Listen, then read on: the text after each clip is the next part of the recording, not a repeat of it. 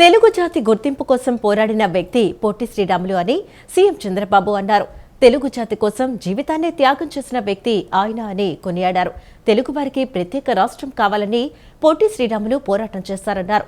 నెల్లూరులో పొట్టి శ్రీరాములు జన్మించిన నివాసాన్ని మెమోరియల్గా తీర్చిదిద్దుతామని చెప్పారు. రాజధాని అమరావతిలో పొట్టి శ్రీరాములు స్మృతివనం ఏర్పాటు చేస్తున్నామని ఆంధ్రప్రదేశ్ ముఖ్యమంత్రి నారా చంద్రబాబు నాయుడు ప్రకటించారు. ఇందుకోసం 6.8 ఎకరాల భూమి కేటాయించామని చెప్పారు. అందులో 58 అడుగుల ఆయన విగ్రహాన్ని ఏర్పాటు చేయనున్నట్లు వెల్లడించారు. అమరజీవి శ్రీ పొట్టి శ్రీరాములు వర్ధంతి సందర్భంగా సోమవారం విజయవాడలోని తుమ్మలపల్లి వారి క్షేత్రయ్య కళాక్షేత్రంలో ప్రభుత్వం ప్రత్యేక కార్యక్రమం నిర్వహించింది. ఈ కార్యక్రమానికి సీఎం చంద్రబాబు నాయుడు ముఖ్య అతిథిగా హాజరయ్యారు. ఈ సందర్భంగా సీఎం చంద్రబాబు నాయుడు మాట్లాడుతూ తెలుగు జాతి కోసం పొట్టి శ్రీరాములు పోరాడారని తెలిపారు. ఆయన ఆత్మార్పణతో రాష్ట్రం రగిలిపోయిందని గుర్తు చేశారు. 58 రోజుల పాటు ఆమరణ నిరాహార దీక్ష చేశారని అన్నారు. పొట్టి శ్రీరాములకు గుర్తింపు తెచ్చిన పార్టీ ఎన్టీఆర్ అని ఈ సందర్భంగా ఆయన గుర్తు చేశారు. 1985లోనే నాటి ఉమ్మడి ఆంధ్రప్రదేశ్ రాజధాని హైదరాబాదులోని తెలుగు యూనివర్సిటీకి పొట్టి శ్రీరాములు పేరు పెట్టారని అన్నారు. 2003 మార్చి 10వ తేదీన ఆయన జన్మించిన నెల్లూరు జిల్లాకు పొట్టి శ్రీరాములు జిల్లాగా మార్చామని వివరించారు. నెల్లూరులో పొట్టి శ్రీరాములు జన్మించిన నివాసాన్ని మెమోరియల్గా తీర్చిదిద్దుతామని పేర్కొన్నారు. తద్వారా భావితరాల వారికి గుర్తుండే విధంగా ఏర్పాట్లు చేస్తామని సీఎం చంద్రబాబు తెలియజేశారు. తెలుగు ప్రజలకు ప్రత్యేక రాష్ట్రం కావాలని పోరాడారు, ప్రాణాలు అర్పించారు. అది 124 సంవత్సరాల కంటే ముందు డిసెంబర్ 15వ తారీఖున. అందుకే ఈ రోజున ఆత్మార్పణ దినంగా అధికారికంగా మనం జరుపుకుంటున్నాం. ఈరోజు మనం ఒకసారి చూస్తే అప్పటి వరకు భాషా ప్రయుక్త రాష్ట్రాలు లేవు. అప్పుడప్పుడే మనకు స్వాతంత్రం వచ్చింది. ఏవైతే అంతవరకే ఉన్నటువంటి మెడ్రాస్ ప్రెసిడెన్సీ కానీ, లేదంటే కలకత్తా కానీ, ముంబై కానీ కొన్ని రాష్ట్రాలు మాత్రం ఉన్నాయి. అలాంటప్పుడు అప్పటికే మీరు చూస్తే తెలుగు వారిని కించపరిచే విధంగా మాట్లాడే పరిస్థితి నుంచి స్వాతంత్రం కోసం పోరాడారు. స్వాతంత్రం కోసం పోరాడిన తర్వాత తెలుగు జాతి కోసం పోరాడిన వ్యక్తి పొట్టి శ్రీరాములు గారని చెప్పి కూడా నేను మీకు తెలియజేస్తున్నా. 1953 అక్టోబర్ 1న ఆంధ్ర రాష్ట్రం ఏర్పాటు చేస్తున్నట్లు ప్రకటన చేశారు. రాష్ట్రం ఏర్పడింది 1953 అక్టోబర్ 1న ఆంధ్రప్రదేశ్ రాష్ట్రం ఏర్పడింది కర్నూలు రాజధాని కింద. అప్పటికి అటు తెలంగాణ ఇటు ఆంధ్రప్రదేశ్ పెద్దలందరూ మాట్లాడుకున్నారు. లేదు, 2 రాష్ట్రాలు కలిసి ఉండాలి, తెలుగు జాతి యొక్క సమైక్యత కాపాడాలని అప్పట్లోనే మాట్లాడుకుని నవంబర్ 1వ తారీఖున 1954లో ప్రత్యేక రాష్ట్రం అవతరించింది. రాష్ట్రం కోసం త్యాగం చేసిన వ్యక్తి కాబట్టి పొట్టి శ్రీరాములు పేరు పెట్టి పొట్టి శ్రీరాములు తెలుగు యూనివర్సిటీ అని పెట్టి ఆయన గుర్తించిన మొదటి వ్యక్తి నందమూరి తారక రామారావు గారని చెప్పి కూడా నేను మీకు తెలియజేస్తున్నా. ఆ తర్వాత నేను వచ్చిన తర్వాత మార్చి 10, 2003 ఆ రోజు ఆలోచిస్తే ఆయన పుట్టిన జిల్లా నెల్లూరు జిల్లా. అందుకని నెల్లూరు జిల్లాకి పొట్టి శ్రీరాములు నెల్లూరు జిల్లాగా నామకరణం చేసి గవర్నమెంట్ ఆఫ్ ఇండియాకి పంపించాం. ఆత్మార్పణ దినాన్ని అధికారికంగా ప్రకటించాం. అది ఎప్పటికప్పుడు చేస్తున్నాం. ఇంకొక పక్కన మీరు చూస్తే అమ్మవారు జన్మించిన పశ్చిమ గోదావరి జిల్లా పెనుగొండ గ్రామం పేరు వాసవి పెనుగొండ అని మార్చడం కూడా జరిగింది. మనం ఏమాత్రం ఆలస్యం చేయడానికి వీలు లేదు. మొన్నటి వరకు ఈ రాష్ట్రంలో చూశారు 3 రాజధానులు. అదే మహాకుట్ర. ఒక మాటలో చెప్పాలంటే 3 రాజధానులు మాట్లాడి అసలు రాజధాని ఏదో లేకుండా చేసి మనం ప్రపంచం అంతా కూడా అపహాస్యమయ్యే పరిస్థితికి వచ్చాం. కనీసం మీరు రాజధాని పేరు చెప్పలేకపోతున్నారని. ఎంత నామోషిగా ఉంటుందంటే ఓసారి నీ పేరేంటంటే మన పేరు చెప్పుకోలేని పరిస్థితికి మనం వచ్చాం.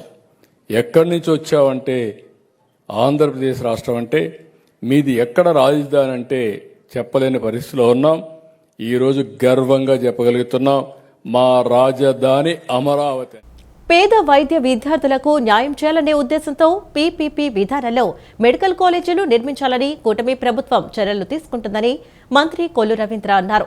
వైద్య కళాశాలల అంశంపై జగన్ అవగాహన లేకుండా మాట్లాడుతున్నారన్నారు. పీపీపీ విధానంపై అసెంబ్లీలో చర్చించేందుకు రమ్మంటే రాని ఆయన ఇప్పుడు కోటి సంతకాల పేరుతో ప్రజలను రెచ్చగొట్టేలా వ్యవహరిస్తున్నారని విమర్శించారు. పేద వైద్య విద్యార్థులకు న్యాయం చేయాలనే ఉద్దేశంతో పీపీపీ విధానంలో మెడికల్ కళాశాలలు నిర్మించాలని కూటమి ప్రభుత్వం చర్యలు తీసుకుంటోందని మంత్రి కొల్లు రవీంద్ర అన్నారు. దీన్ని అడ్డుకునేందుకు వైఎస్ఆర్ కాంగ్రెస్ పార్టీ అధ్యక్షుడు జగన్ దొంగ నాటకాలు ఆడుతున్నారని విమర్శించారు. వైద్య కళాశాలల అంశంపై జగన్ అవగాహన లేకుండా మాట్లాడుతున్నారని అన్నారు. దీనిపై అసెంబ్లీలో చర్చించేందుకు రమ్మంటే ఇప్పుడు కోటి సంతకాల పేరుతో ప్రజలను రెచ్చగొట్టేలా వ్యవహరిస్తున్నారని విమర్శించారు. దేశంలోని అన్ని రాష్ట్రాల్లో పీపీపీ విధానంలో మెడికల్ కళాశాలల నిర్మాణాలు చేపట్టారని, అక్కడ మంచి ఫలితాలు వచ్చాయని చెప్పారు. 2019 నుంచి 2024 వరకు రాష్ట్రంలో విధ్వంసకర పాలన సాగించిన జగన్ ప్రతిపక్షంలోనూ అదే విధానాన్ని కొనసాగించాలని చూస్తున్నారని పేర్కొన్నారు. ఈ రాష్ట్రంలో మెడికల్ కాలేజీలకి అత్యంత ప్రాధాన్యత ఇచ్చినటువంటి వ్యక్తి చంద్రబాబు నాయుడు. ఆ రోజున ఇంజనీరింగ్ కానీ మెడికల్ కాలేజెస్ కానీ ఉమ్మడి రాష్ట్రంలో ప్రతి జిల్లాకి ఒక మెడికల్ కాలేజ్ ఉండాలని చెప్పి ఏర్పాటు చేయించడం, ఆ రోజు 40 కాలేజీలు ఉన్నటువంటి ఇంజనీరింగ్ కాలేజీని దాదాపు 400 కాలేజీలు చేసినటువంటి పరిస్థితి కానీ, అవన్నీ కూడా రాష్ట్ర యువతకి చాలా ఉపయోగపడింది. కానీ జగన్మోహన్ రెడ్డి గారు మొన్న మెడికల్ కాలేజ్ పేరుతో కేంద్రం మరి ఆ రోజున కొన్ని అనౌన్స్ చేస్తే గవర్నమెంట్ మెడికల్ కాలేజ్ కింద దాదాపు 17 కాలేజీలు అని చెప్పి స్టార్ట్ చేసినట్టుగా అక్కడ సరిగ్గా ల్యాండ్ ఎక్విజిషన్ జరగలేదు. చాలా చోట్ల అసలు ఫౌండేషన్ కూడా వేయలేదు. ఫౌండేషన్ వేసినా కూడా అవి కనీసం పునాదుల్లోనే ఆగిపోయినటువంటి పరిస్థితి. దాన్ని గమనించి గౌరవ ముఖ్యమంత్రి చంద్రబాబు నాయుడు గారు, కూటమి ప్రభుత్వం ఒక మంచి ఆలోచనతో ప్రైవేట్ పబ్లిక్ పార్ట్నర్షిప్తో, అంటే ప్రభుత్వమే ఈ సంస్థలు నడుపుతాయి, ఒక ప్రైవేట్ వ్యక్తులు వచ్చి దాంట్లో ఆ బిల్డింగ్స్ అన్ని కూడా కన్స్ట్రక్ట్ చేస్తారు. ఏదైతే గతంలో జగన్మోహన్ రెడ్డి గారు సీట్లు కేటాయింపులు ఏ రకంగా నిర్ణయించారో దాని ప్రకారమే సీట్లు కేటాయింపులు జరుగుతాయి. నర్సాపురం చెన్నై వందే భారత్ ఎక్స్ప్రెస్ ప్రారంభమైంది. నర్సాపురం స్టేషన్ నుంచి కేంద్ర మంత్రి శ్రీనివాస వర్మ జెండా ఊపి రైలును ప్రారంభించారు. ఈ కార్యక్రమంలో ఉప సభాపతి రఘురామకృష్ణరాజు, బొమ్మిడి నాయకర్, బొలిశెట్టి ఇతర అధికారులు పాల్గొన్నారు. ప్రస్తుతం చెన్నై సెంటర్లో ఉదయం 5:30 బయలుదేరే వందే భారత్ రేణిగుంట, గూడూరు, నెల్లూరు, ఒంగోలు, తెనాలి స్టేషన్ల మీదుగా విజయవాడకు 11:40 చేరుతోంది. ఇకపై ఈ రైలు గుడివాడ, భీమవరం మీదుగా నర్సాపురం వరకు సర్వీసులను అందించనుంది. విజయవాడ నుంచి చెన్నై సెంట్రల్ స్టేషన్ వరకు రాకపోకలు సాగిస్తున్న వందే భారత్ రైలును తాజాగా పొడిగించారు. విజయవాడకు బదులుగా నర్సాపురం నుంచి చెన్నైకు రాకపోకలు సాగించే విధంగా మార్పు చేశారు. ఇలా మార్పు చేసిన తాజా వందే భారత్ రైలును నర్సాపురంలో స్థానిక ఎంపీ కేంద్ర మంత్రి శ్రీనివాస్ వర్మ నిన్న అట్టహాసంగా ప్రారంభించారు. దక్షిణ మధ్య రైల్వేకు చెందిన పలువురు ఉన్నతాధికారులతో పాటు స్థానిక ప్రజాప్రతినిధులు ఈ కార్యక్రమంలో పాల్గొన్నారు. తాజాగా పొడిగించిన వందే భారత్ రైలు ప్రారంభోత్సవం నర్సాపురంలో అట్టహాసంగా జరిగింది. ఇందులో పాల్గొన్న కేంద్ర మంత్రి భూపతిరాజు శ్రీనివాస వర్మ ప్రభుత్వ విప్ నాయకర్తో కలిసి నర్సాపురం చెన్నై సెంట్రల్ వందే భారత్ ఎక్స్ప్రెస్ రైలును జెండా ఊపి ప్రారంభించారు. ఈ కార్యక్రమానికి ముందే కేంద్ర మంత్రి శ్రీనివాస్ వర్మ, ప్రభుత్వ విప్ బొమ్మడి నాయకర్, గుడివాడ ఎమ్మెల్యే వెనిగండ్ల రాము కూటమి శ్రేణులతో కలిసి బైక్ ర్యాలీలో పాల్గొన్నారు. అనంతరం రైలు ప్రారంభోత్సవ సభలో కేంద్ర మంత్రి శ్రీనివాస్ వర్మ, మంత్రి Nimmala Ramanaidu, deputy speaker Raghuramakrishnaraju, Bhimavaram MLA Pulavarthi Anjibabu, Narsapuram MLA Nayakar, మాజీ మంత్రులు కనుమూరి బాపిరాజు, పీతల సుజాత, గుడివాడ ఎమ్మెల్యే రాము పాల్గొన్నారు. అనంతరం కేంద్ర మంత్రి శ్రీనివాస్ వర్మ ఇతర రాజకీయ ప్రముఖులతో కలిసి నర్సాపురం నుండి గుడివాడ వరకు వందే భారత్ రైలులో ప్రయాణించారు. మెడికల్ కాలేజీల అంశంపై లోక్సభలో వైసీపీకి ఎంపీ కేశినేని స్ట్రాంగ్ కౌంటర్ ఇచ్చారు. వైసీపీ తమ వైఫల్యాలను దాచేందుకు ఇప్పుడు పీపీపీ మోడల్ను వ్యతిరేకిస్తుందని మండిపడ్డారు. వైసీపీ చేయలేనిది సీఎం చంద్రబాబు నాయకత్వంలో ఎన్డీఏ కూటమి ప్రభుత్వం చేసి చూపించడాన్ని తట్టుకోలేకపోతుందని వ్యాఖ్యానించారు. లోక్సభలో 2025-26 ఆర్థిక సంవత్సరానికి సంబంధించిన తొలి విడత సప్లిమెంటరీ డిమాండ్స్ ఫర్ గ్రాంట్స్పై ఎంపీ కేశినేని శివనాథ్ ప్రసంగించారు. అనుబంధ నిధుల కోసం 72 గ్రాంట్లపై జరిగిన చర్చలో 1.32 లక్షల కోట్ల వినియోగంపై కీలక అంశాలను ఎంపీ వివరించారు. మెడికల్ కాలేజీల విషయంలో వైసీపీ వైఖరిని లోక్సభలో ఎంపీ ఎండగట్టారు. వైసీపీ 4 ఏళ్లలో 17 మెడికల్ కాలేజీలు నిర్మిస్తామని గొప్పలు చెప్పి ఒకటి కూడా ప్రారంభించకుండా ప్రజలు విద్యార్థులను మోసం చేసిందని పేర్కొన్నారు. వైసీపీ పాలనలో వైద్య రంగం పూర్తిగా పతనమైందని ఆరోపించారు. 17 కాలేజీల్లో చాలా వాటికి పునాది కూడా వేయలేదని అన్నారు. వైసీపీ తన వైఫల్యాలను దాచేందుకు ఇప్పుడు పీపీపీ మోడల్ను వ్యతిరేకిస్తోందని మండిపడ్డారు. వైసీపీ చేయలేనిది సీఎం చంద్రబాబు నాయకత్వంలో ఎన్డీఏ కూటమి ప్రభుత్వం చేసి చూపించడాన్ని తట్టుకోలేకపోతోందని వ్యాఖ్యానించారు. Under the leadership of our Honorable Prime Minister Narendra Modi ji, FDI has crossed 81 billion USD. MSP for major crops has gone up by 50 to 70% with record procurement helping farmers, and over 75% of defense capital budget is now kept for Indian industry, boosting jobs and national security. Now speaking about supplementary demand for grants 25-26. Under these supplementary grants, Minister of Chemical and Fertilizers has been reappropriated 31,000 crores, a significant portion of which will strengthen urea subsidy scheme, sir. Sir, urea is not only a fertilizer, it is the backbone for crop growth. Any delay in supply threatens entire agricultural cycle. This year, Andhra Pradesh faced sudden surge in demand during peak Kharif season. At this critical moment, our Chief Minister Nara Chandrababu Naidu ji personally intervened. He took up the issue with Union government. The Minister J.P. Nadda ji, who swiftly responded, releasing fresh stocks and ensuring uninterrupted supply across the states. This timely assistance protected our farmers, our crops and their livelihood. Sir, an amount of 18,800 crores has been reappropriated to the Ministry of Road Transport and Highways. The Union government has built 10,660 kilometers highways in financial year 25, exceeding its target of 10,400 kilometers. This indicates government commitment to ensure connectivity across the country. Another critical transport project to ensure connectivity is the Metro Rail. Sir, among all the southern states, Andhra Pradesh is the only state without Metro Rail system. In this background, Vijayawada and Vizag Metro projects are not just transport systems, they are necessary for the growth of this region and achieving Prime Minister's goal of Viksit Bharat. Sir, 1,303 crores is being reappropriated to Ministry of Education. 1999 నందు చంద్రబాబు తీసుకువచ్చిన విద్యుత్ సంస్కరణల వల్లనే 16% ఉన్న విద్యుత్ నష్టాలు 5% తగ్గాయని మంత్రి నిమ్మల రామానాయుడు పేర్కొన్నారు. గత వైసీపీ పాలన 5 సంవత్సరాల్లో 12 సార్లు విద్యుత్ ఛార్జీలు పెంచితే నేడు కూటమి ప్రభుత్వం విద్యుత్ ఛార్జీలు తగ్గించిందని అన్నారు. ప్రజల సొమ్మును అప్పనంగా జగన్ తన అస్మతీలకు దోచిపెట్టాడని, విద్యుత్ రంగాన్ని వైసీపీ ప్రభుత్వం ఆర్థిక సంక్షోభంలోకి నెట్టిందని విమర్శించారు.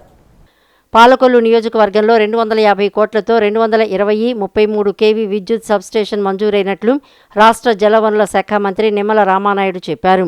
పాలకొల్లులోని మంత్రి కార్యాలయంలో మీడియాతో మాట్లాడారు.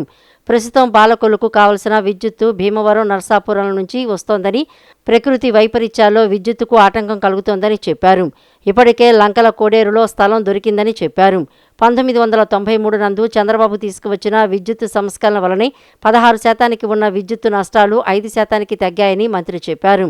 నాడు చంద్రబాబు నాయుడు తీసుకున్న విద్యుత్ సంస్కరణలు నేడు దేశమంతా ఆచరణలో ఉన్నాయని చెప్పారు. 2014-19 నందు విద్యుత్ వినియోగం వోల్టేజ్ తగ్గించేందుకు ఇంటింటికి ఎల్ఈడీ బల్బులు, ఫ్యాన్లు సబ్సిడీపై ఇచ్చిన ఘనత చంద్రబాబుదని అన్నారు. గత పాలన విద్యుత్ రంగాన్ని సంక్షోభంలోకి నెట్టేసినా రాబో రోజుల్లో విద్యుత్ ఛార్జీలు పెంచనని చంద్రబాబు చెప్పిన మాటకి కట్టుబడి ఉన్నారని చెప్పారు. గత వైసీపీ పాలన 5 సంవత్సరాల్లో 11 సార్లు విద్యుత్ ఛార్జీలు పెంచితే నేటి కూటమి ప్రభుత్వం విద్యుత్ ఛార్జీలు తగ్గించిందని అన్నారు. దేశ చరిత్రలో తొలిసారి విద్యుత్ ఛార్జీలు పెంచకుండా తగ్గించిన ఘనత చంద్రబాబు ప్రభుత్వానిదని అన్నారు. ఈ పాలకొల్లు ప్రజలకే కరెంటు కష్టాలు తీర్చాలనేటువంటి నా వంతు ప్రయత్నం ఈవేళ ఫలించేటట్లుగా సహకరించినటువంటి గౌరవ ముఖ్యమంత్రి నారా చంద్రబాబు నాయుడు గారికి, గౌరవ విద్యుత్ శాఖ మంత్రివర్యులు గొట్టిపాటి రవికుమార్ గారికి, అదేవిధంగా ఈ యొక్క సెక్రటరీ, అదేవిధంగా ఎవరైతే ఇప్పుడు మన స్టేట్ సిఎస్గా ఉన్నటువంటి విజయానంద్ గారికి ఈ సందర్భంగా ప్రత్యేకమైనటువంటి ధన్యవాదాలు కూడా ముందుగా తెలియజేసుకుంటూ ఉన్నా. ఈ యొక్క పనులు కూడా తొందరలోనే టెండర్లు పిలిచి ఈ పనులు ప్రారంభించడం జరుగుతుంది. దగ్గర దగ్గర ఇది 2-3 ఇయర్స్ ప్రాజెక్ట్ అయినప్పటికీ కూడా యాజ్ ఎర్లీ యాజ్ పాసిబుల్ నేను కూడా ఇప్పుడు కూడా మాట్లాడడం జరిగింది. టెండర్లు ఖరారు చేయడం దగ్గర నుంచి పనులను కూడా అత్యంత వేగంగా ఎంత అవకాశం ఉంటే అంత తొందరగా ఈ పనుల్ని పూర్తి చేయాలి, ఇక్కడ ఉన్నటువంటి అవసరం దృష్ట్యా అని చెప్పి కూడా వారికి కూడా తెలియజేయడం జరిగిందని చెప్పి మీ ద్వారా తెలియజేసుకుంటూ, ఈరోజు పాలకొల్లులో డిమాండ్ చూస్తే 70 ME ఇక్కడ మెగావాట్స్ డిమాండ్ ఉంది 70. కానీ 70 ఉందని చెప్పి మేము ఏదో 80గా 90గా తీసుకోవాలా. ఫ్యూచర్ అవసరాలను కూడా దృష్టిలో పెట్టుకుని 160కి ప్లాన్ చేసుకున్నాం. అందుకే 80 MVలు 2 ఈ సబ్స్టేషన్లో ఉంటాయని మీ ద్వారా తెలియజేసుకుంటూ ఉన్నా. అదేవిధంగా 220 kV ఫీడర్స్ 2 ఫీడర్స్ని ఇందులో ఉండడం జరుగుతుందనే విషయాన్ని కూడా ఈ సందర్భంగా తెలియజేస్తూ ఉన్నా. విజయవాడ ఇంద్రకీలాద్రిపై కొలువైన శ్రీ దుర్గా మల్లేశ్వర స్వామి దేవస్థానంలో నిర్వహించిన భవానీ దీక్షలు 2025 అత్యంత సంతృప్తికరమైన వాతావరణంలో భక్తుల నుంచి విశేష స్పందనతో విజయవంతంగా ముగిశాయని ఎన్టీఆర్ జిల్లా కలెక్టర్ లక్ష్మీస తెలిపారు.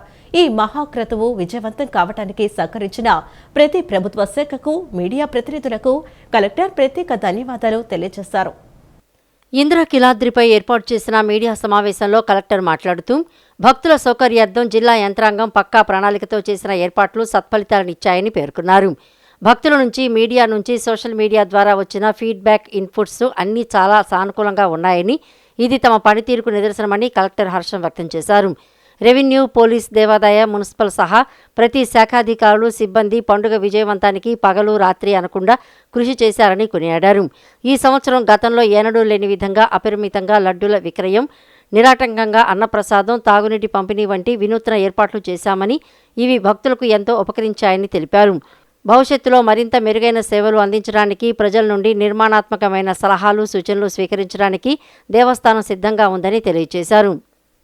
చక్కగా ఏర్పాట్లన్నీ చేసి భవానీ విరమణ దీక్ష కార్యక్రమాన్ని దిగ్విజయంగా చేయించడం జరిగింది. ఈరోజు పూర్ణావతి మార్నింగే కంప్లీట్ అయింది. ఆ పూర్ణావతి తర్వాత మనం ఇన్ని రోజు ఎంతమంది వచ్చారు, ఏమేమి ఏర్పాట్లు జరిగాయని చూసుకుంటే మనకు ఇప్పటివరకు చూసుకుంటే మనం అనుకున్న ప్రకారంగానే భక్తుల సంఖ్య దాదాపుగా 5,27,000 మంది వచ్చి రావడం జరిగింది. లాస్ట్ టైం కంపేర్ చేసేసరికి ఆల్మోస్ట్ డబల్ వచ్చినట్టే. ఇది మనం ఫస్టే అంచనా వేసుకున్నాము, అదే ప్రకారం తయారు కూడా చేశాం కాబట్టి అన్ని ఏర్పాట్లు సజావుగా జరిగాయి. అలాగే లడ్డూ ప్రసాదం ఇప్పటివరకు 21,25,000 లడ్డు ప్రసాదం కూడా విక్రయించడం జరిగింది. మనము లాస్ట్ ప్రిపరేషన్ టైంలోనే అనుకున్నాము ఈసారి లడ్డు ఎక్కువ డిమాండ్ వస్తుంది కాబట్టి జాగ్రత్త తయారు చేయండి అని చెప్తే ఇటు ఈవో గారు, అటు చైర్పర్సన్ గారు అందరూ దగ్గర ఉండి అన్ని లడ్డు కౌంటర్స్, అలాగే అన్ని లడ్డు ప్రిపరేషన్ కేంద్రాలని యాక్టివేట్ చేసి కావాల్సినంత లడ్డు పెట్టి ఉన్నారు.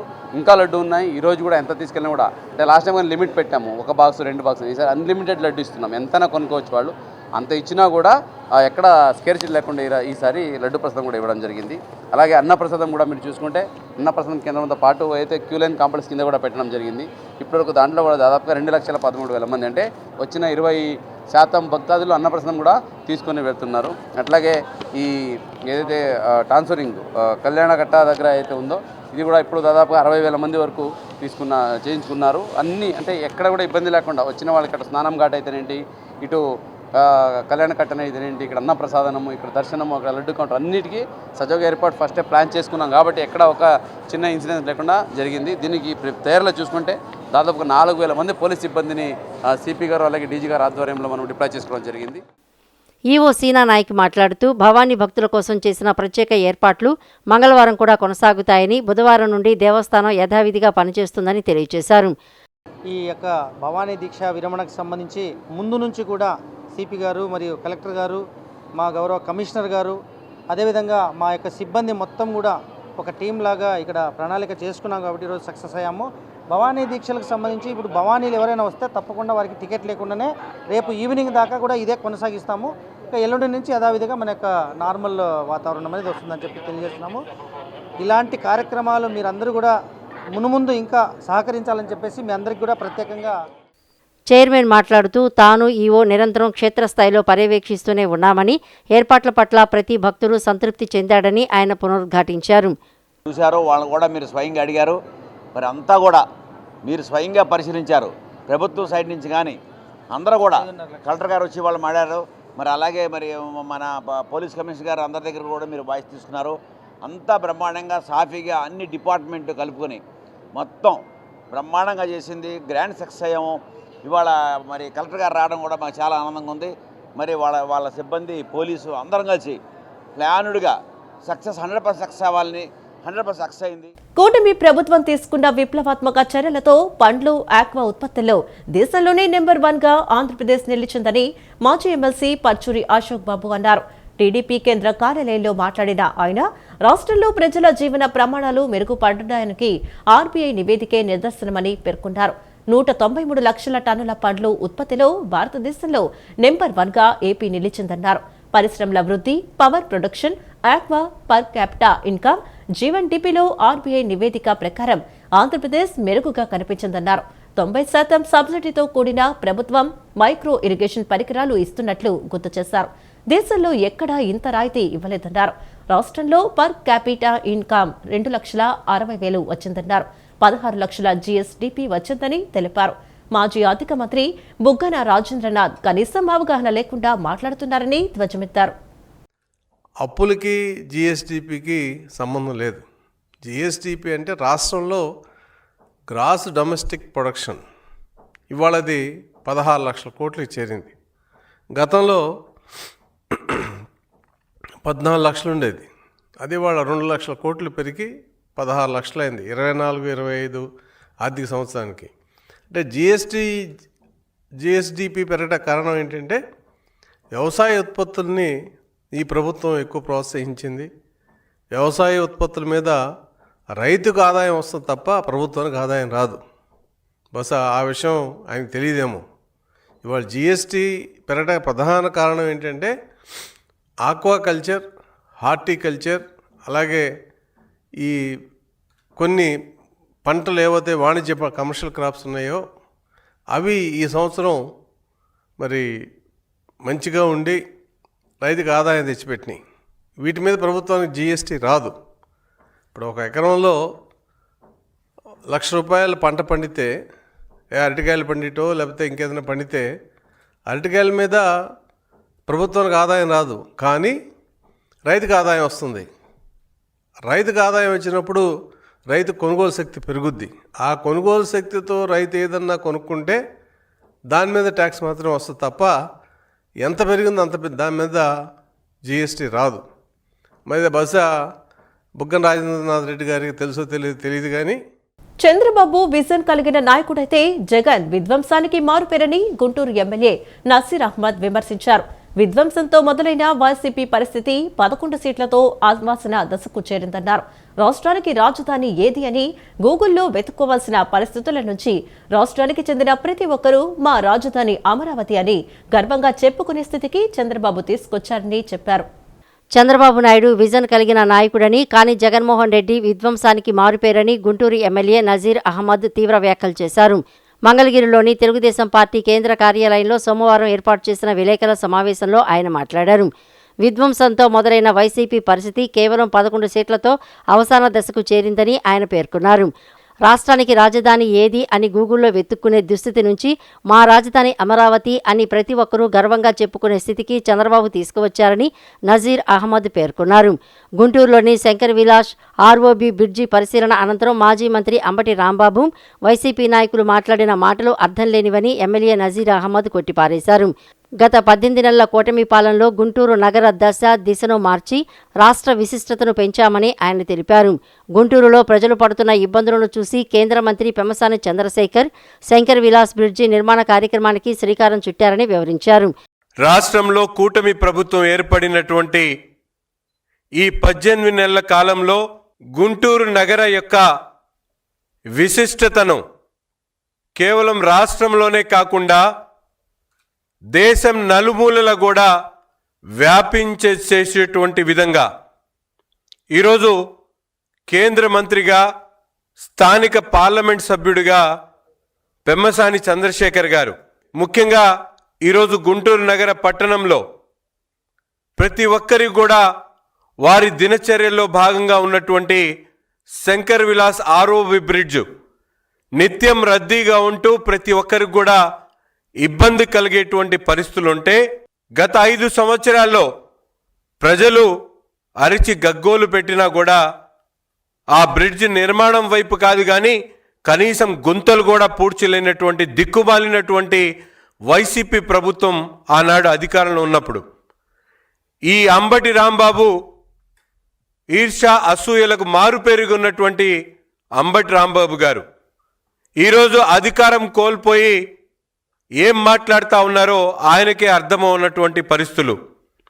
ముఖ్యంగా ఈరోజు ప్రజల చేత ఎన్నికైబడినటువంటి శాసనసభ్యులను డమ్మీలు అంటా ఉన్నారు. నేను అడుగుతా ఉన్నా, ఈరోజు శాసనసభ్యులు డమ్మీలు కాదు కాబట్టే మిమ్మల్ని అందరినీ కూడా డమ్మీలు చేసి ఇళ్లకు పంపించినటువంటి పరిస్థితులు గుంటూరు నగరంలో ఉన్నటువంటి శాసనసభ్యులది. మీరు మాట్లాడేటువంటి ప్రతి ఒక్క మాట కూడా ఈరోజు నగరంలో ఉన్నటువంటి ప్రజలు గమనిస్తూ ఉన్నారు. శంకర విలాస్ ఆర్ఓబి బ్రిడ్జ్ గతంలో 430 మీటర్లు ఉన్నటువంటి ఈరోజు దాదాపు 930 మీటర్లకు పెంచినటువంటి పరిస్థితులు. పీపీపీ విధానంలో వైద్య కళాశాలలు నిర్మించాలని పార్లమెంటరీ స్టాండింగ్ కమిటీ చెబుతుంటే వైసీపీ వ్యతిరేకించడాన్ని టీడీపీ నేత నీలాయపాలెం విజయ్ కుమార్ తప్పుపట్టారు. ప్రస్తుతం దేశంలో ఎంబీబీఎస్ సీట్లు తక్కువగా ఉన్న నేపథ్యంలో ఇకపై పీపీపీ విధానంలోనే మెడికల్ కాలేజీలు ప్రారంభించాలని పార్లమెంట్ స్టాండింగ్ కమిటీ సిఫారసు చేసిందని, దీనిని కేంద్రం ఆమోదించిందని వివరించారు.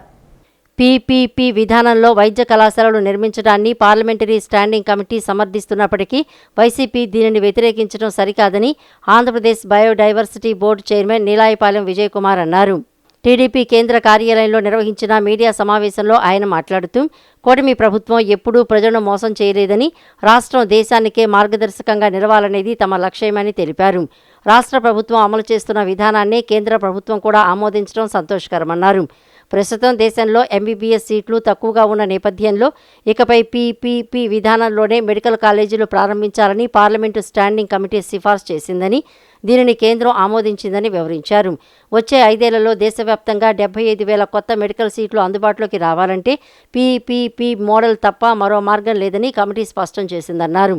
జగన్ రెడ్డి ప్రభుత్వం గతంలో 17 మెడికల్ కాలేజీలను ప్రకటించి 4 కూడా పూర్తి చేయకుండా రాష్ట్రాన్ని అప్పులపాలు చేసిందని నీలాయపాలెం విజయ్ కుమార్ విమర్శించారు. ప్రభుత్వ మెడికల్ కాలేజీలు లార్జ్లీ అంటే దాదాపుగా పీపీపీ మోడ్లోనే పోవాలి, పబ్లిక్ ప్రైవేట్ పార్ట్నర్షిప్ మోడ్లోనే పోవాలి. పోతేనే కనీసం నెక్స్ట్ 5 సంవత్సరాల్లో 75,000 మంది డాక్టర్లను మనం ప్రొడ్యూస్ చేయాలి, మనం మన కాలేజీల్లో చదివించాలి అన్న యొక్క టార్గెట్ని రీచ్ కావాలంటే ఇక నుంచి పబ్లిక్ ప్రైవేట్ పార్ట్నర్షిప్లోనే కాలేజీలు మొదలు పెట్టాలి అంటూ కేంద్ర ప్రభుత్వం పార్లమెంటుకు చెందిన స్టాండింగ్ కమిటీ ఆన్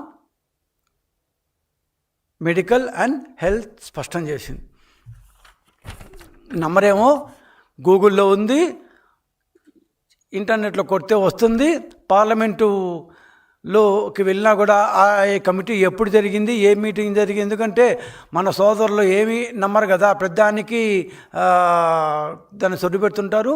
అధికారంలోకి వచ్చిన తర్వాత 2024 నుంచి కూటమి ప్రభుత్వం కూడా 17 మెడికల్ కాలేజ్ స్టార్ట్ చేసి కనీసం 4 కూడా కంప్లీట్ చేయకుండా అప్పులు పెట్టేసిపోయిన జగన్మోహన్ రెడ్డి నిర్వాకాన్ని పూర్తిగా సమీక్షించిన తర్వాత ఇది public private partnership, public private భాగస్వామ్యంలోనే సాధ్యమవుతుంది అంటూ చెప్పడం స్టార్ట్ చేశాం. వైసీపీ ఈరోజు రాష్ట్రంలో పీపీపీ మోడుకు వ్యతిరేకంగా ర్యాలీలు చేస్తుందంట. అక్కడ కేంద్ర ప్రభుత్వం ఏమో ఈ పబ్లిక్ ప్రైవేట్ పార్ట్నర్షిప్నే పెట్టండి బాబు అని ఒక పక్క చెప్తుంటే, జగన్మోహన్ రెడ్డి గారేమో ఇక్కడ రాష్ట్రంలో మెడికల్ కాలేజీలు పెట్టకూడదంట. కార్మిక వర్గం గొంతు కోసేందుకే కేంద్ర ప్రభుత్వం లేబర్ కోడ్స్ ను అమలు చేస్తుందని AP medical and sales representatives union రాష్ట్ర సంయుక్త కార్యదర్శి యుఎస్ రవికుమార్, ఉపాధ్యక్షులు కోటేశ్వరరావులు వ్యాఖ్యానించారు. కార్మికులు పోరాడి సాధించుకున్న కార్మిక చట్టాలను తుంగలో తొక్కి 4 లేబర్ కోడ్స్ ను అమలు చేయాలని చూస్తుందని ఆరోపణలు చేశారు. పోరాడి సాధించుకున్న కార్మిక చట్టాలను అమలు చేసేంత వరకు పోరాటం చేస్తామని ఆయన స్పష్టం చేశారు. AP medical and sales representatives union ఆధ్వర్యంలో అలంకార్ ధర్నా చౌక్లో నిరసన కార్యక్రమం జరిగింది. ఈ కార్యక్రమంలో యూనియన్ రాష్ట్ర సంయుక్త కార్యదర్శి యుఎస్ రవికుమార్, ఉపాధ్యక్షులు కోటేశ్వరరావు మీడియాతో మాట్లాడుతూ కార్మిక చట్టాలు ఎవరి దయాదాక్షిణ్యాలతో ఏర్పడలేదని అన్నారు. కార్మికులు పోరాడి కనీస వేతనాలు చట్టం, బోనస్ చట్టం, పీఎఫ్ చట్టం, ట్రేడ్ యూనియన్ చట్టాలను సాధించుకున్నారని తెలిపారు.